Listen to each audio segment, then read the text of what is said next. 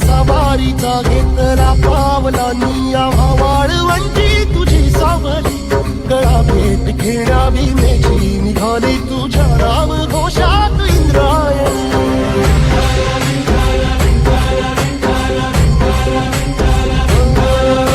भिडे आसमंती ध्वजा वैष्णवांची उभी पंढरी आज नादावली तुझे नाव ओठी तुझे रूप धानी जीवाला तुझी आस लागली